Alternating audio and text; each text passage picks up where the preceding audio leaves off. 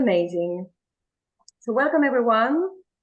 We're just going to wait a few seconds for everyone to connect and to join.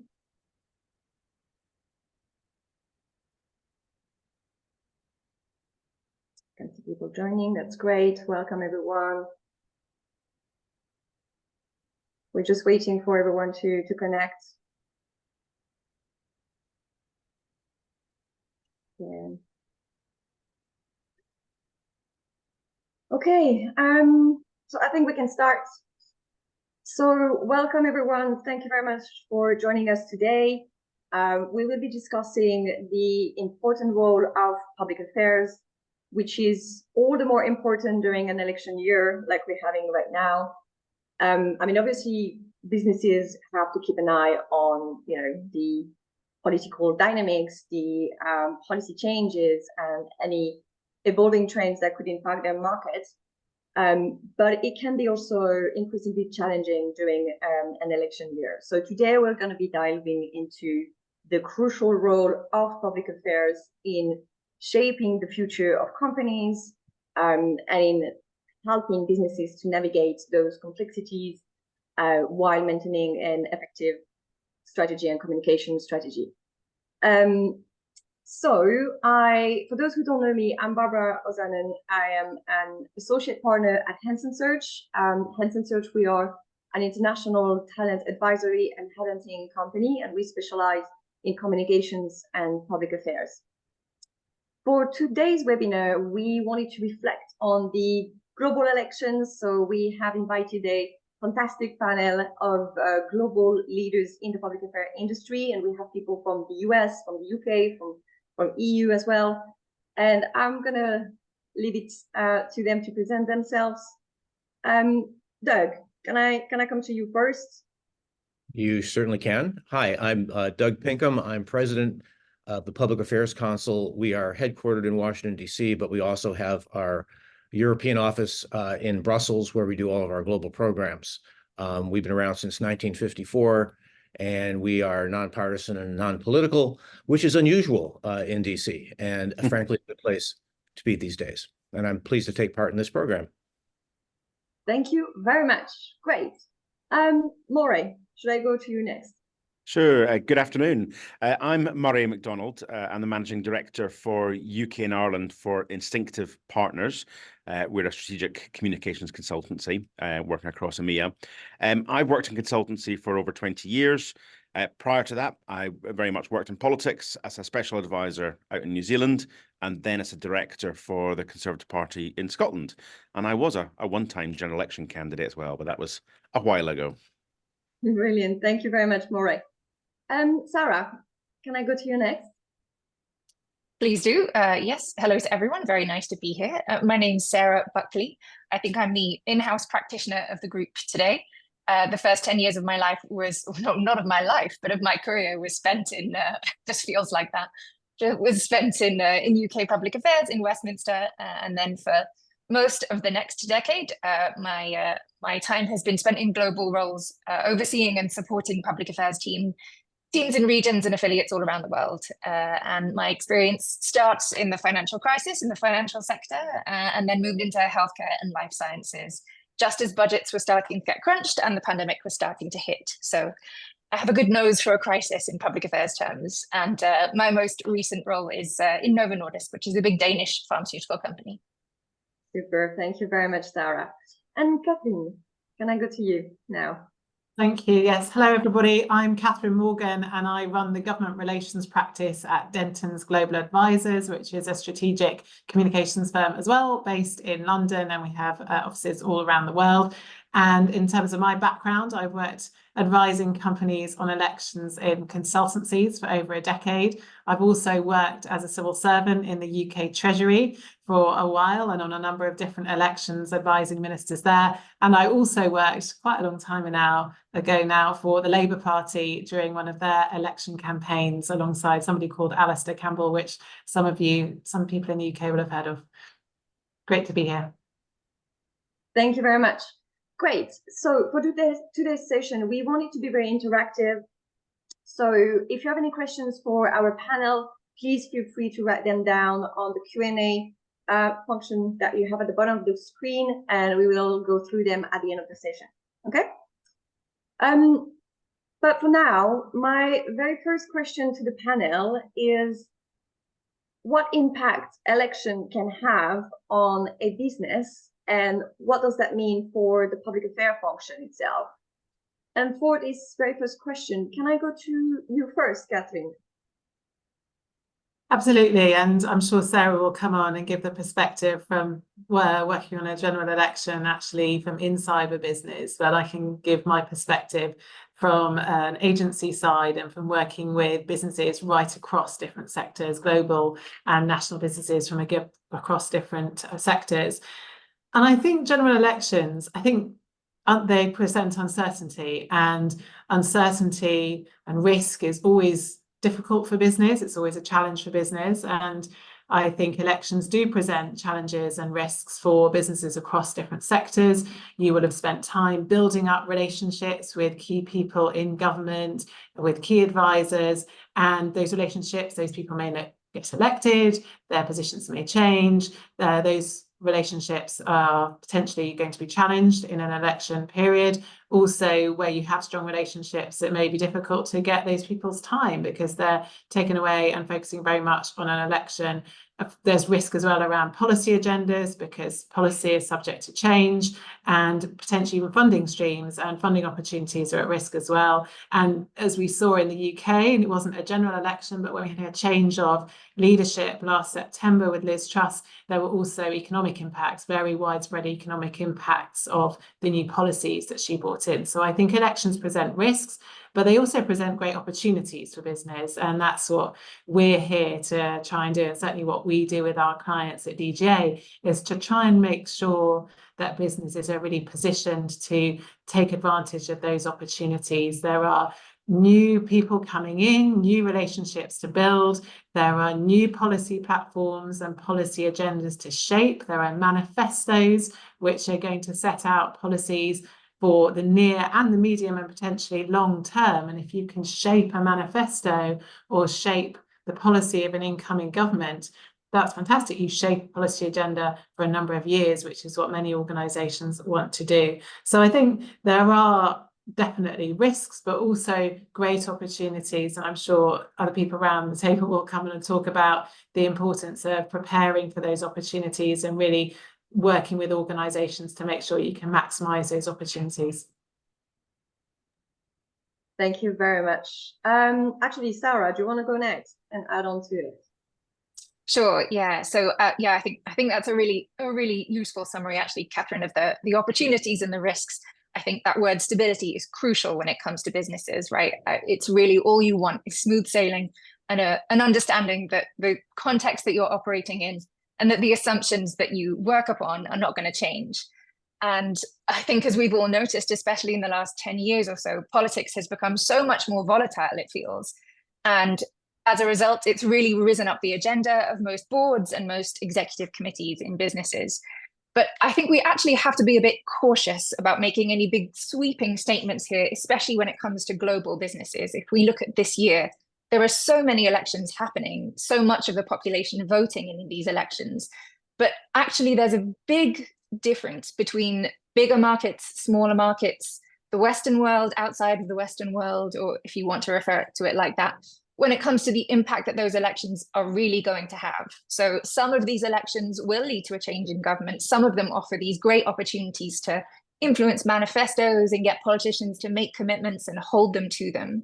But some of these elections are really not going to make much difference as to what's actually going on in those countries. And so I think often election years, if you look at the whole global scope of things, what they are is they're an opportunity to shine a light on how good the basics of your public affairs strategy is for a business. Because elections can be a test of whether you've got the right relationships and the right reputation. But of course, we all know you can't just jump in 2024 and hope to get something good out of an election with a few months' notice. You know, what happens in the next year is really going to tell businesses how well they've been engaging and influencing, not just this year, but over the last 3, 4, 5 years in preparation for these changes. Thank you. Thank you very much. Moray, could we have your input on it? Yeah, absolutely. I mean, I agree with where Catherine and Sarah being setting out there. I mean, one of the things we see in election year, and we've certainly seen in the UK already, is a shift in focus or attention from politicians.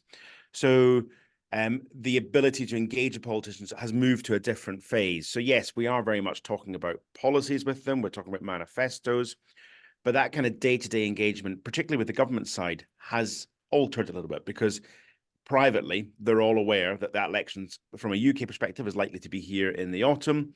The impact of what they're going to do in the Parliament is different at this stage.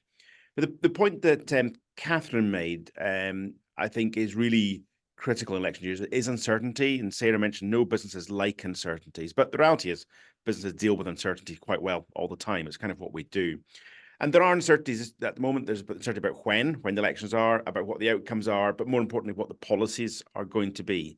And I think from my perspective, that's where I guess elections make the biggest impact for businesses because we've seen it. So we saw it when Rishi Sunak became Prime Minister last year. There was a shift in policies, subtle because it's the same party, but there was a shift and there's some winners and losers in that. Some of those winners and losers are in the public sector, and some of them are about the emphasis in the private sector. For example, the green agenda in the UK was, for a while anyway, concerned about the direction of Rishi Sunak once he got in and where he's going in there.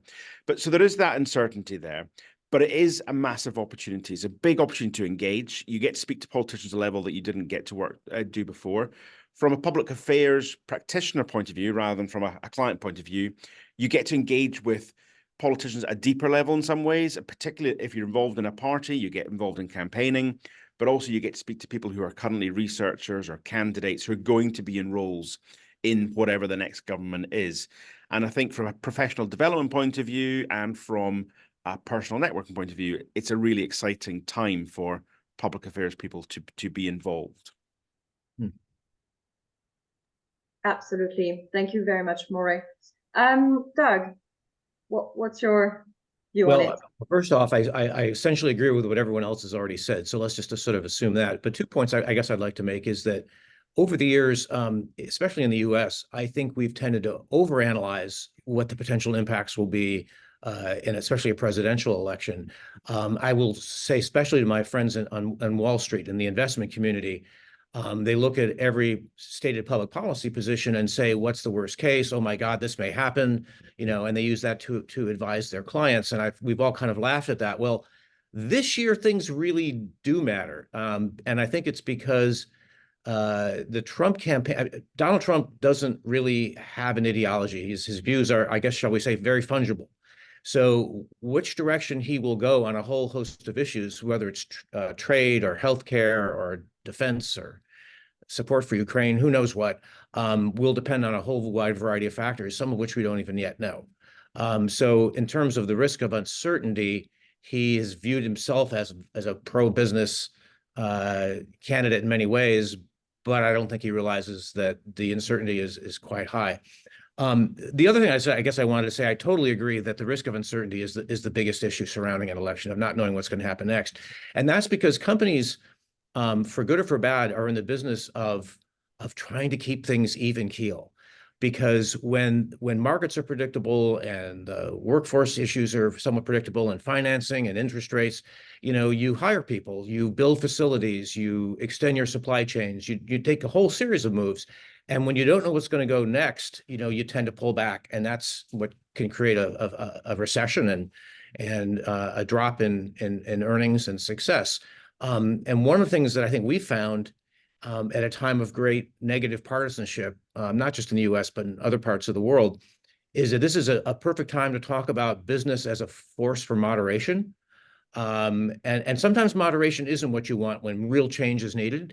But at times like this, a lot of people are quite nervous about change. And when companies are involved, they tend to be pretty even keel themselves. And so when you're trying to get senior management to get on board your engagement around elections, if you're communicating to employees, or if you're an association and you're communicating to your members, this is kind of a time to use that talking point and say that we need to be involved because we really don't know what's going to happen next. And if we're involved now, then hopefully we'll have a seat at the table if change is, in the offing. Can I just pick up on one point, Barbara, if that's okay, or a couple of points actually that I think Sarah and others have made around this, and we all wildly agree with everyone, which is a great place to be on any panel. But just to pick up on Sarah's point, I think, and also points Doug has made, and Barry as well, actually, you need to treat each election on its own merits. On Sarah's point, that we've had elections in the UK and elsewhere in the world, but there hasn't been very much change, and actually there isn't going to be very much change because it's a coalition government. We tend to get more radical shifts here in the UK periodically, but that's the nature of the system that we have. But also, I think within an organisation and for each business, what the election means and the impact on your business, you have to look at your business, at the business you're working on, and perhaps on each work stream. What does, or each aspect of the business, each area of the business, what does this election mean for this area of our work? What are the risks? What are the opportunities? What about this business? And you need to break it down and look, actually, sometimes there's great consistency between what this government and the next government might want to do. And so you might need to move around a little bit and create some new relationships. Doesn't mean that much, but elsewhere on a piece of work or portfolio, there'll be huge change and significant shifts. So it's worth really, we'll come on to talk about this, really thinking through what are the implications across all of the business portfolio, and what are the ramifications of the business and moving forward, and therefore what do we need to prepare. So I think the risks and opportunities will vary from business to business, but also even within a business. And if I can say as well, I think that's one area where public affairs has actually got a major role to play in businesses. And sometimes we underplay the role. So I think sometimes we are seen as the profession where it's our job to fix what parties or government are threatening to do to us. So we try and get laws changed or regulations changed or whatever. And of course, we all do some of that. But a key part of our role, is my belief, is about helping companies and chief executive scenario plan, so that, kind of to the point that Catherine was making there, if in the UK it looks like it's going to be as a Labour government coming in, that the businesses we're supporting or our business is ready for that, and that we know where we're likely to have to flex. And so therefore our job as public affairs practitioners is helping drive the strategy of our business, not just about trying to get politics to shape around the business's strategy. Very good point. Thank you, Maureen. And that actually leads us to the next question, that is about how do you leverage your public affairs strategy during an election year, and how do you prepare your team? How do you make, like, what can they do to make sure that they optimize their public affairs strategy during those election years? Sarah, can I come to you first? Sure. I think I was nodding there because I have a really strong opinion on this. So especially if you're talking about a global business that's operating in lots of different markets, especially many markets where these elections are happening, I think this is the time when you recognize the absolute importance of having great public affairs people in your markets. Now, maybe the most frustrating thing that can ever happen is that you are a public affairs professional, you work for a company, you're sitting in your market, and then one day, 3 months before the election, somebody from headquarters calls you and says, "Oh, we've noticed something worrying might be happening in your country because of this election. What are you going to do about it?" And the problem is that global and regional headquarters can't really do much about what's happening in individual elections. What you need to do is make sure that you're hiring great people, clever people, sometimes well-connected people, but it doesn't always need to be the case. But all you can do as a business is set clear business objectives and priorities. You can certainly scenario plan, and you can certainly look at the risks. But fundamentally, you need great people on the ground who can look at the context, know the people, know the policy risks and opportunities, and set a local strategy that really works in that market. And I think if you try to overmanage these things from too high of a level, or you can't look at it from that local perspective, or you don't have the local talent to do it, that's when businesses get into trouble, when they're helicoptering in at the last moment and trying to deal with the possibilities or the consequences of an election result. So I would say strategy is key. Even more important is having the right local public affairs talent to set that strategy and execute it. Thank you, Sarah. And if you need strong local public affairs, you can come to Henderson, obviously. Good. Doug, do you want to go next and add to it?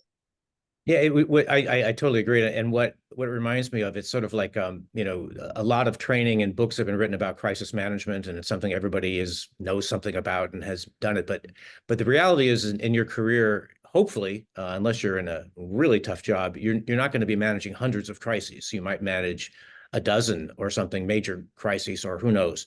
But you manage controversies all the time, and controversies are becoming a much bigger deal in the era of social media, and companies are criticized by all kinds of groups, and there's all kinds of chatter going on back and forth about who did what. And in the same way that we recommend people practice controversy management in terms of understanding what could happen, what could become a controversy, and how you prepare for it. Elections are sort of the same way, in that something's going on where things might go south, where your company could be under scrutiny or your industry could be criticized. Well, if this happens, what will we do? And how do we prepare for things that are not full-blown crises, but something that's really kind of a problem? And having a candidate elected that surprises people, or having a new administration form a coalition government and then go a different direction than what was expected, should be part of your pre-election planning. And that also, frankly, is what gives you something to say to that senior executive who calls at the last minute and says, do something, and say, well, here's our three most likely scenarios, and then walk them through what they are. It's one of those cases where the complexity of your answer is your friend, because they know you're on top of it, right? And the worst thing you can say is, we'll just have to see, and then we'll let you know. But there is a lot you can do.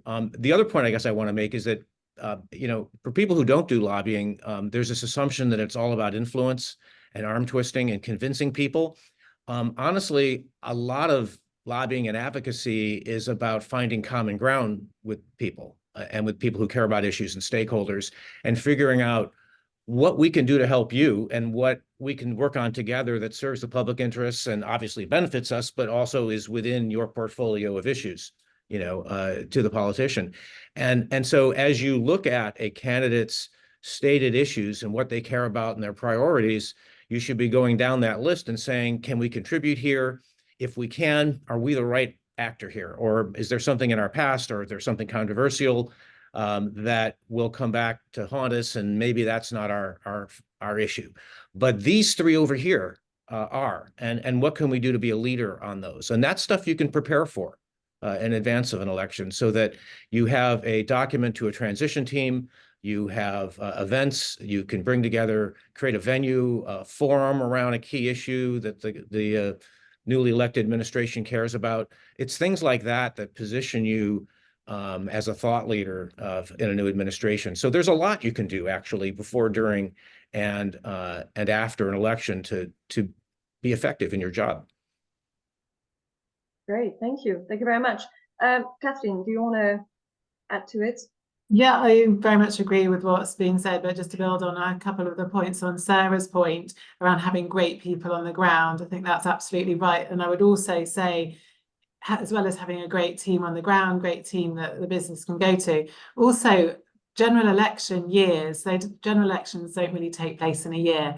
General elections, the process starts almost as soon as a party gets elected. I think to be really well prepared and have a great public affairs strategy in an election year, you need to have great public affairs and an ongoing public affairs strategy that is thinking, right, which way is the political wind blowing? What are the priorities going to look like? Who do we need to talk to over this year, the next year, because in 3 or 4 years' time, these people may end up in government. So really a great public affairs strategy in an election year, or leveraging your public affairs in an election year, needs to start a long time before. It needs to start with really grounded, clear public affairs, which has very clear priorities and objectives.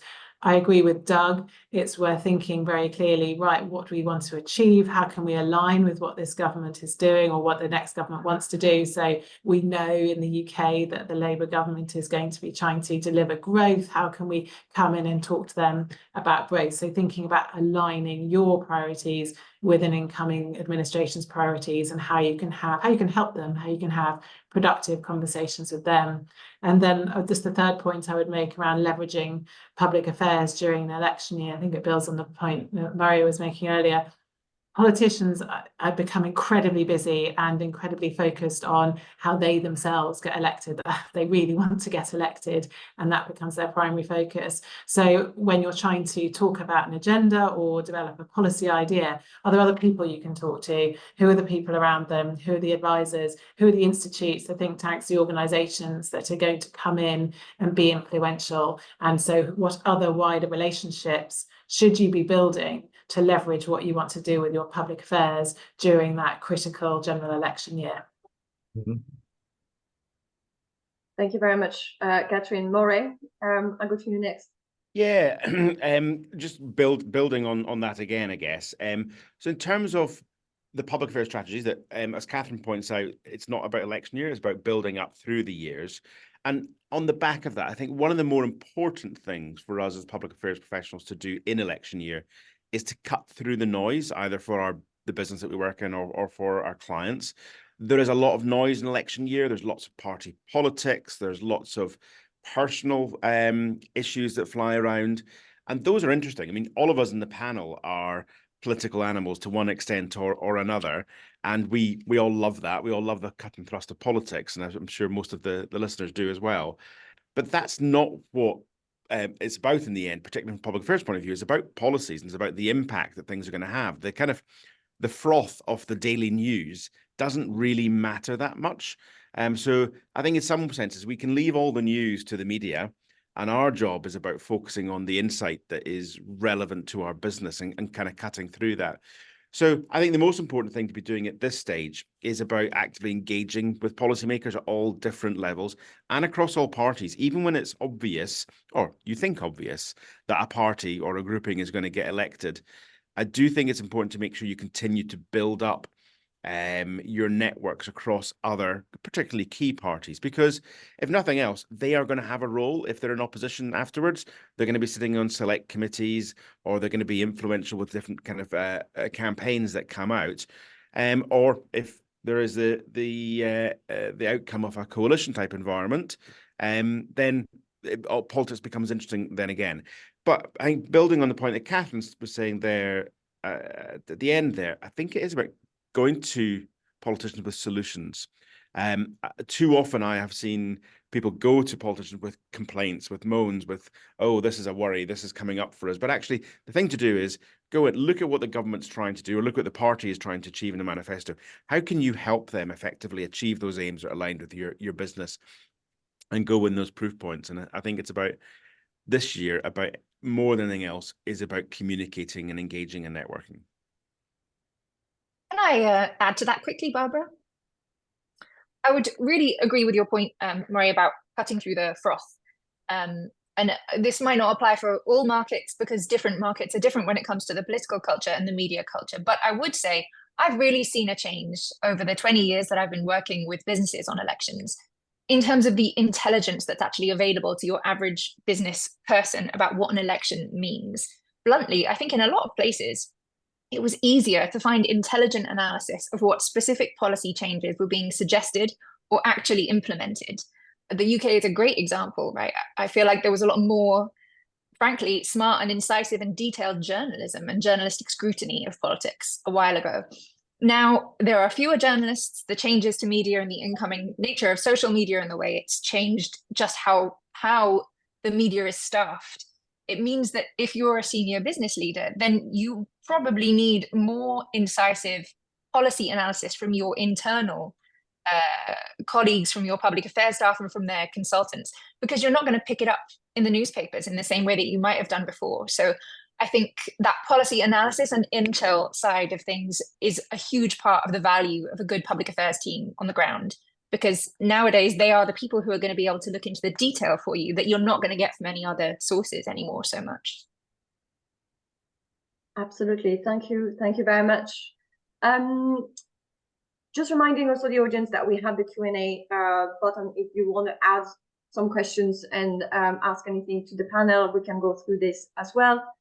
But I have a last question for the panel, which is maybe not the easiest to answer to, but how do you measure those impacts? How do you measure the impacts of your public affairs strategy, and how do you monitor the value And I would go first to Doug for this question. I know the Public Affairs Council has done quite a lot around this specific topic and question. Yeah, I'm going to give a plug, but it's not for something we're selling. It's for something we give away. We did a report called How to Measure and Communicate the Value of Public Affairs. And if you don't mind, I'll give people the URL, pac.org. And then you can download it there and read it if you wish. It's got some case studies in addition to just the whole systems for measuring public affairs achievements or non-achievements. I think the fundamental thing to do as you approach this is to separate out your value proposition from your efforts to measure your impact. If your senior management is coming to you and saying, I think we need a measurement and evaluation system, very often what they're really saying is, we're not sure you're worth it, and we're thinking about doing some cutbacks, or we're not happy with the results. So you need a consensus agreement in senior management over why do we exist and what is the value. And sample value propositions we'll talk about. We help give our company the freedom to operate, which covers everything from licensing and permission from various government structures to do our business. We also manage risk. But also we help create new market opportunities, especially as we go into new regions or new countries, or sometimes deal with local and state or provincial laws that might be different than national laws. And so if you get everybody on board about what your value is, then measurement becomes about achieving milestones and progress forward, as opposed to, what good are you? There are many ways that companies evaluate that performance. We've done surveys on that. Most companies use 3 or 4 methods, not just one. Obviously, there's objectives achieved. Some have legislative scorecards where they agree at the beginning of the year, what are we going to try to achieve? In case of an election, obviously, I would hope that no one would have one of their performance goals being, who gets elected. But they can be process oriented. Generally, you're trying to show impact, not just activity, not how many meetings we held, but did we open people's minds to understanding our company and its products and services and its value to society. And how do we measure that? Sometimes it's through polling, sometimes it's through focus groups. But by and large, you want to be able to show you're making a difference. Those of you working for companies, you all know what a KPI is, a key performance indicator. That's an important development when companies started using that, because that is an activity, not necessarily in an impact, but it's an activity that is closely correlated with good things happening. So we know that if we have a grassroots campaign and we can get 5,000 champions out there to help tell our story, well, that is very closely associated with having a loud voice and having some impact. So that can be a KPI. So though there are a host of measurement systems that are used, probably about 10 major ones. But the last point, I guess, is that your system for measurement needs to match the culture of your company. Are you left-brained and very analytical, run by engineers and financial people? And some are, clearly. Many are. Or are you more right-brained, where you think a lot more about your brand and your reputation? What do people think of us? Not just the general public, but your own employees, thought leaders, political staffers. I know companies who do polling in Washington among heads of associations and people in various executive branch positions, but other just media figures and others, just to know, what do people think of us? Are we considered credible? Are we influential? Do people take us seriously? And that's, I think, a good idea if you are more right-brained and where your reputation really does matter. I know, for instance, a large petroleum company who does that every year, and good for them. Others are way more analytical, and they would never care about surveys, but they do care about measuring, what's the financial impact of a regulation passing or not passing or being modified in some way. In an election year, for example, I used to work at the American Gas Association many years ago, and this shows you how old I am. It was during Bill Clinton's inauguration time in 1992. And at that time, we were trying to position natural gas as a fuel that was the cleanest of the fossil fuels. It was a fossil fuel, but would help provide a bridge to a world where renewable energies could become more plausible. In other words, you can't switch to solar across the board immediately, right? So if it displaces coal and is used more often, well, we put a lot of effort into a transition document for the Clinton White House, and it made a huge difference. And I think it was about taking that opportunity seriously and showing how Clinton's interest in coming up with new ideas to deal with environmental concerns, you could capitalize on that. And again, by showing how we could help. And the really sharp companies and associations are anticipating those opportunities and doing that. And that absolutely would be a way of demonstrating your value, that the level of interest in our industry or in our company went up because of our whole strategy pre-election and post-election. Thank you. Thank you, Douglas.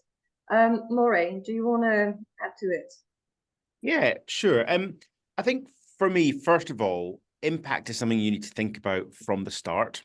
It's not something you should be thinking about once your campaign's done or once you're nearly done. And actually, lots of the stuff we do isn't campaigns.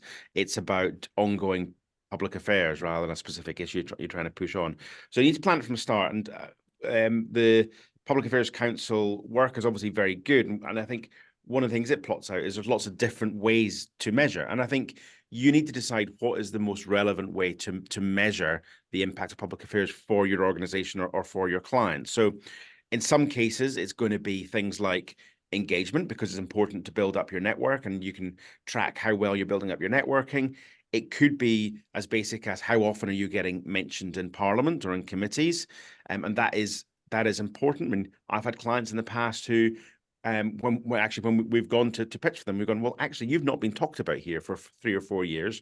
And so part of our job is to raise your profile and get people talking about you. And it works. And then you've obviously got really tangible success. So obviously policies getting adopted, you're getting funding achieved, you're getting regulations changed. All those are kind of really there. One of the other things I've seen done, and I think it does fit into one of the aspects of kind of tracking things success internally, is doing kind of heat maps against your targets or against your stakeholders. So it's not academic in the sense of you're not kind of doing polling on it, but just from an internal point of view, if you've got all your stakeholders there, and just keep a constant heat map. And is your engagement with them changing? Is their attitude towards you changing? What is their reaction to you as an organization? Is it warming up? And I think that's a very useful tool to be seen across your network, across your stakeholder base, to keep engaging where you need to put more effort in potentially. Mm-hmm. Thank you. Thank you very much. Sarah, do you have anything to add to it from your point of view? On the measurement front, no, I mean, I would say I think that's actually a really good piece of work, Douglas, that your organization has done. Not least because, I mean, it's great to be able just to tell yourself that you can measure progress in public affairs. We all know it's a difficult thing to gauge, but I think also it helps an awful lot in terms of even having a theory as to how to measure public affairs is reassuring when it comes to explaining the value of public affairs to the rest of the organization. You know, as you say, Doug, there are often people who deal mostly in numbers who struggle to understand the value of engaging politically, especially, as I was saying earlier, when it feels like engaging in politics feels like an increasingly risky thing to do. So I think the kind of work that you've been doing is really helpful on that front. I wonder if we'll get to a point at some stage in the future where there'll be, as there are in other functions in large corporates, you know, more of a standardized way of understanding progress and achievement in public affairs, or if it's always going to be this slightly magical market by market subjective assessment. I fear it's probably the latter, but I would love it if we could get to a place where we can be more transparent as well as more measurable about what public affairs is doing in companies. I think one of the challenges here is you're sometimes measuring things that didn't happen. Mm-hmm. If not for us, who knows, how bad things could have gotten. And if you're in sales, either you get the sale or you didn't, right? In operations, either the new part was developed, the new supply chain was completed. And that's why you've got to be in constant communication with the C-suite so they get your methodology and how you do things. And, you have to talk in terms of, but for us, this is the scenario that likely would have happened. And as long as you're not surprising them just once a year on this, you can build that trust and that understanding. So you've got to put in the effort to provide updates, to give them progress reports, what to expect. And you just have to do a lot of education of why what may seem like a very small step in the right direction was actually huge, because the expectation was otherwise. So communication skills could never be more important than when you're trying to explain your value and your role on an ongoing basis. But it's worth the effort, because your job will be much easier and you'll be able to be more successful because you'll have people in your corner, understanding the challenges you face. Thank you. Catherine? We've talked extensively about it, and I agree with the things that everybody said, and I completely agree with Doug. Trying to explain to organisations the money that you've saved them is always really difficult. Even if you've saved many hundreds of millions of pounds, it's very difficult trying to explain that, quantify it. And so I think the work Doug has done is incredibly important. But I'm happy to dive into some of the questions that look really interesting, Barbara. Yeah. Okay. So is there anyone in specific that you want to address, or? I could answer lots of these, but I just was looking at, I could comment on the first couple if that's helpful, or I don't know how you structure it, but certainly Val has a question about the third sector, and would our advice be the same for the third sector as it would be for business? And we do a fair amount of work here for the third sector on a paid and also pro bono basis. And actually, I would say a lot of it is the same. Actually, for the third sector, it's thinking about your positioning, what you're trying to achieve, who your key allies are going to be, who the opposition may be. All of the things that we talked about today, I think, apply just as much to the third sector as they do to business. One thing I may say that's slightly different for third sector, and this could be for smaller organisations as well. Actually, on the cut-through point, it can be quite hard to cut through, particularly if you're a smaller organisation or your third sector organisation in a very, very noisy election year. And so it's also worth reflecting on whether or not you want to align with other similar organisations on your asks, on your positioning, on the way that you approach the potential next government. Are there coalitions that can be formed? Can you work in partnership with others so that you're a bigger organisation, you represent a sector rather than one particular charity or one particular third sector organisation? So thinking about how you can strategically align with others to ensure that as a smaller organisation, you can also get cut through alongside much bigger, more powerful voices in an election year. So one point to pick up on the third sector, and I'm happy to comment on some of the manifestos. Love to talk about manifestos. Happy to pick up on some of the other questions as well. Yeah, thank you. Thank you very much. Indeed, we have a question. The next question is about the manifestos. We have Amy asking, are they worthwhile, and how can you best ensure a political audience takes them seriously?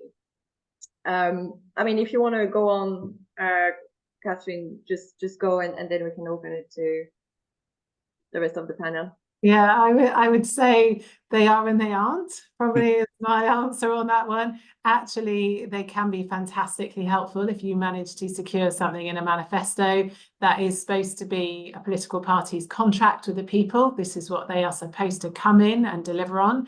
And if you manage to get something in a manifesto, you can go to the government and say, this is in your manifesto. You have said you're going to deliver on it, and you can hold them to account on it. So I think it can be incredibly helpful to get into a manifesto. And I know some big pharma organisations have done very well at securing big commitments through manifestos, and other organisations as well. But equally, if you don't get something in a manifesto, and often manifestos are quite short, I know a lot of the UK political parties are going to be producing short manifestos this time around, it's not the end of the world. It's still really important to shape that policy programme of the next government, or potentially the opposition, as they come in, and think about what's behind the manifesto. Not everything is going to be in the manifesto. What else will they be doing? So I think they can be helpful and incredibly important, but actually there's a lot of work to be done around shaping policy positions and wider policy platforms as well. So they're not the be all and end all. Yeah. If I can maybe just link this to the previous question about the third sector, and I think maybe where Amy was going was about whether organisations should publish their own manifestos in advance of elections to see if parties will pick up on them and so on. So the third sector does a lot of that. So they publish a manifesto about this is what our charity wants to see being enacted in the next government. I think they're interesting documents. I think organisations put a lot of effort into them. I am not always convinced that they are wholly worth the effort, because I'm not sure they quite get the cut through, because often they're published far too late in the real policy making thing. So they're worth an effort in terms of news, in terms of raising awareness of your issues. But in terms of actually getting stuff into party manifestos that Catherine was talking about there, I think they're less likely to do that. So I think you need to be cautious on that one. And if I can just throw in a bugbear of mine on kind of third sector lobbying and public affairs activity, and I do a lot of this, and I'm a chair of a big third sector organization, is my bugbear is so many charities take the approach to public affairs of getting MPs or MSPs to hold up placards saying, I support X, Y, Z. And it really frustrates me because it's not impactful, it's not effective. And to be honest, I see politicians doing it day in, day out, and I'm not convinced it gets the cut through, or even the awareness that politicians of sometimes what they're engaging in. So I think that's why I pull back to the point Val was asking. I think it is the same approach that business need to make. It is about getting down to the detailed policy conversations, and with politicians, I think is the most important thing. I'm just going to add on organisational manifestos. I hadn't picked up on that point. They can be worth doing. Everybody does them.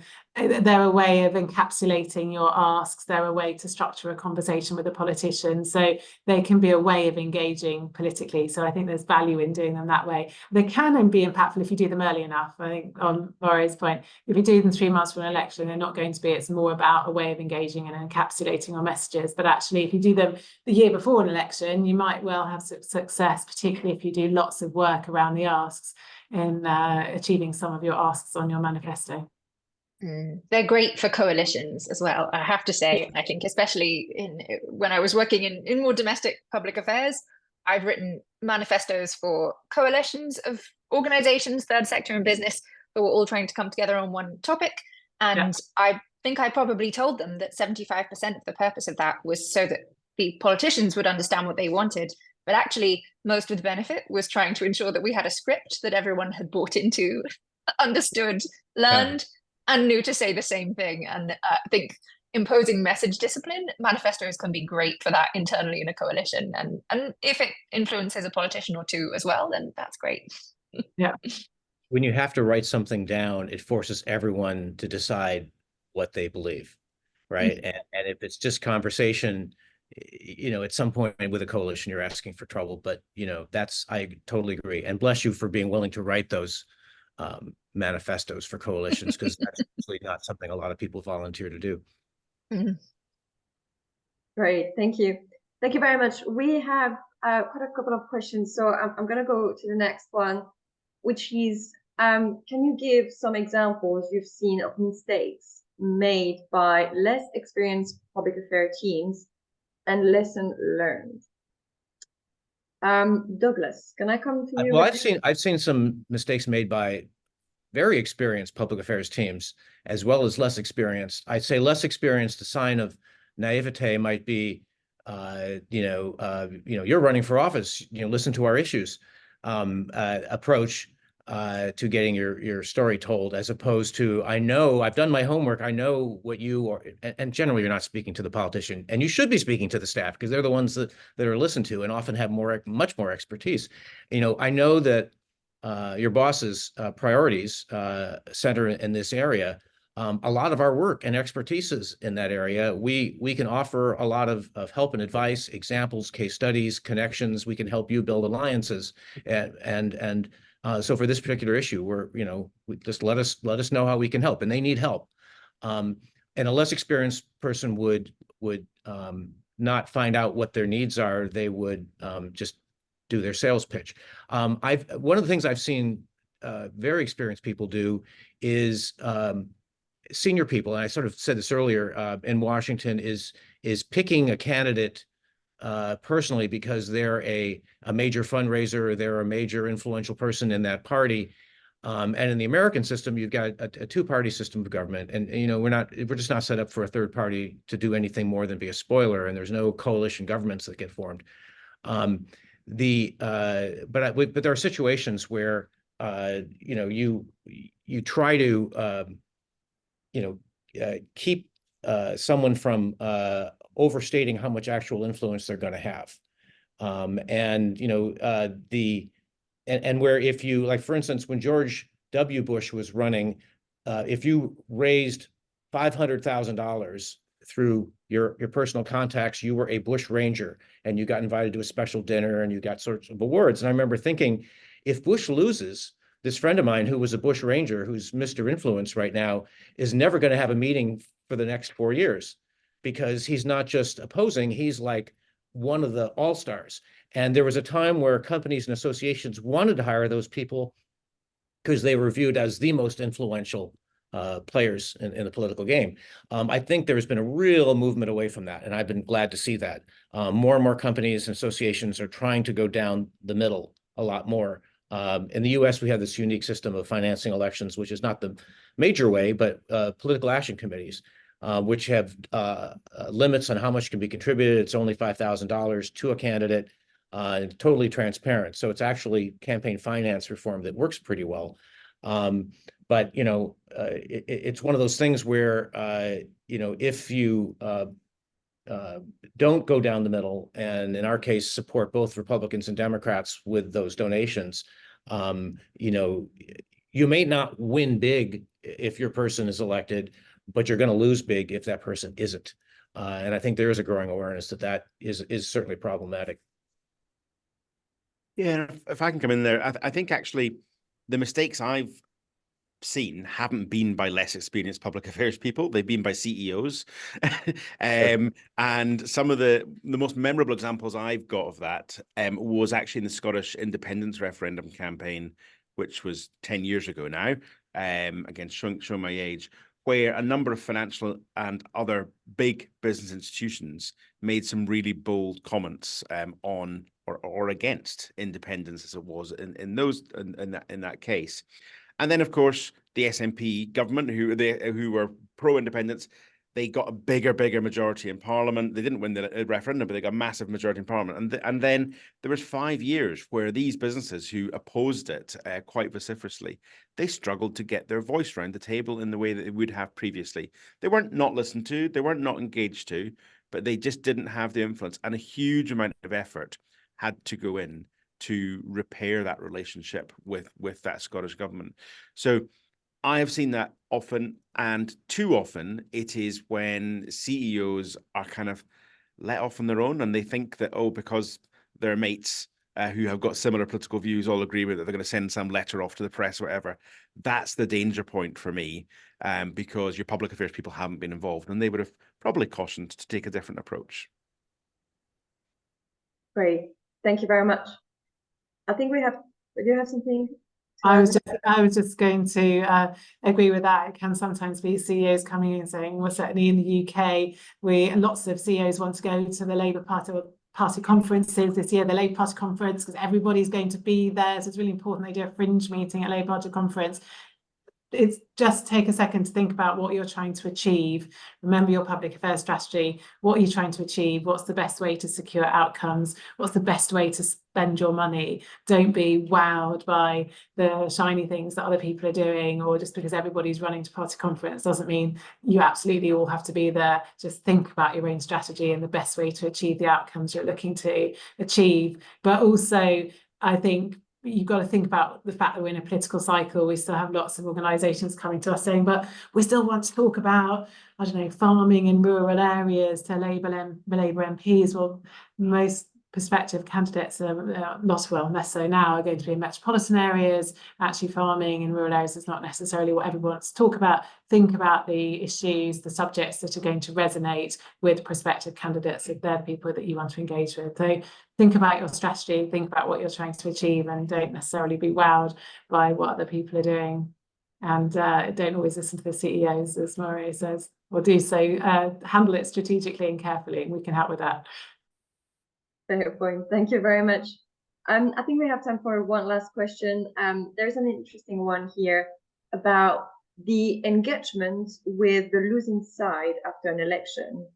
Is it a case of ramping up when they've sorted themselves out, or the best time to build deep, long relationship? This is a question from Luke. Anyone wants to take on this one? I don't know. I think it's important to have engagement with the main parties all the time. I mean, clearly, when there's a new party in power, you're going to focus your efforts there because you want to make sure that they're aware of what you're saying. For me, actually, the most important point during election time is to make sure you're engaging with civil servants, whether that be a local or a national level, because they tend not to change so much. Certainly, I know in the US they change a bit more, but certainly in the UK and Ireland, the civil servants tend to stick around. So I think in terms of getting your policy agenda forward, those are the people to engage with. But I certainly think public affairs should tend to be cross-party. You want to make sure you've got friends in all the right places and that you are well networked across them. Yeah, I would add to that. I think you're totally right about civil servants, officials, people who are not subject to the whims of the electoral cycle. But I think especially, in the next few years and this year, elections are going to be much more influenced, and the debate around elections is going to be much more influenced by this much wider cast of people. You used to just be able to draw a neat little stakeholder map that had the opposition and the government and the officials and maybe some third sector or some campaigners or some NGOs. And you'd say, okay, I can draw a neat circle around my stakeholders. But that's increasingly difficult to do. You can have these clouds of really influential policy commentators that can pop up on social media, made up of people that you've never thought of before, who could be influential for a week on the public debate and then disappear completely. So your stakeholder environment and your influencer environment is so much more organic and unpredictable. Sure. And so I think that's going to become an increasing feature, not just of elections, but of the policy debate more generally. And that's going to mean that public affairs people need to be listening much more smartly, maintaining those traditional kinds of relationships, of course, but also finding ways to make sure that you are aware of what's going on without responding to every little fluctuation in the public debate. So I think the environment is just going to be so much more complicated and so much more multi-layered when it comes to your election stakeholders now.